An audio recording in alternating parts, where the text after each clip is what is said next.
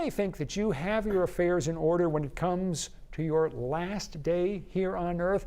You figured out what's going to happen to all of your belongings after you're gone. Well, here's something you may not have considered. What's going to happen to your digital assets, and how can you prepare to dispose of them the way you want? With us here on 207 to talk about it, Rich Brooks from Flight New Media in Portland. Good to see you as always. Thanks for coming in. Always a pleasure to be here, Rob. All right, this is the kind of thing people don't want to talk about, but I actually find this topic really interesting. So let's dive into it. First of all, let's begin with a basic definition. What are we talking about when we say digital assets? Yeah, so these are all the digital files that might be on your computer, tablet, smartphone, or in the cloud that you own. So it could be documents, attachments to emails, photos, videos, all these sort of things.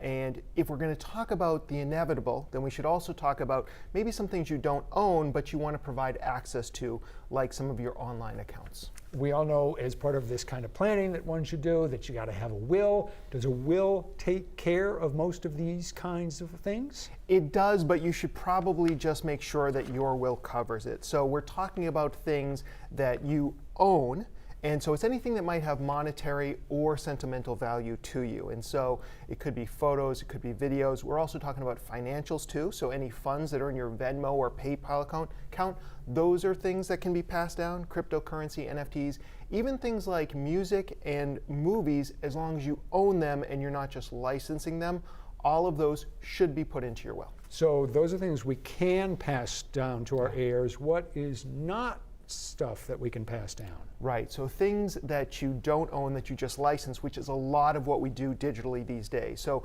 your email, your social media accounts, basically any of those movies on Netflix that you are just licensed to watch, but you don't actually own them. Same thing with Spotify and music. So it's really all the things that we license but don't own are the things that we cannot pass on to the next generation. You mentioned social media accounts, and that is interesting. What happens to social media accounts after we die? Yeah, great question. So every platform has its own rules, but in general, the way it works is you can assign a legacy contact.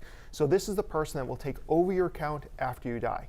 Or alternatively, you can just have your account automatically deleted or converted into what's called a memorialized profile, which basically just locks down the account so people can still check it out, but no changes can be made to it. The physical objects that are tangible are, for most people, the phone, their computer. That would be two things that fall under the headline of digital assets. What happens with those? Well, because they are physical, assuming that you own them, of course you can put them in your will and pass them down.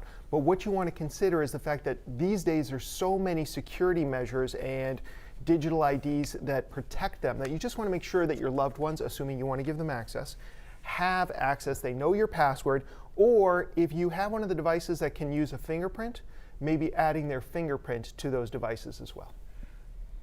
Covered a lot of ground. Any final thoughts on things that we ought to keep in mind so that we just don't leave problems behind for the people we care about and love? Yeah, two things. One is it's a good idea to have a digital assets planning spreadsheet. So that lists all of your online profiles, usernames, passwords. It's somewhere safe and secure, but that your estate planner or administrator has access to it. So that will grant access to anyone you want to give access to it. And the other thing is, if you're interested in this, you may want to talk to a lawyer about the Revised Uniform Fiduciary Access to Digital Assets Act. Or, nailed it, Rich. Nailed it. Or I had to look up there and find it out. Or RUFADA, as its friends like to call it. But this is basically an act that controls what happens to our online assets after we die or become incapacitated. Maine has adopted this as law, as most other states have, but it may be something you want to check out. And I know this was like a lot of information for people coming first time, but I understand that we've got links to a lot of the things we talked about at the 207 website. So if people want to learn more, they can go visit. Yeah, and if people go to those links, there will be guidance there so they don't feel so alone as they tread through this territory they may not be familiar with. Absolutely. Excellent advice. Rich Brooks from Flight New Media, thank you. My pleasure. As Rich said, we've got links with more information on this topic. You'll find them in the 207 section of newscentermaine.com. And we will be back in just a moment.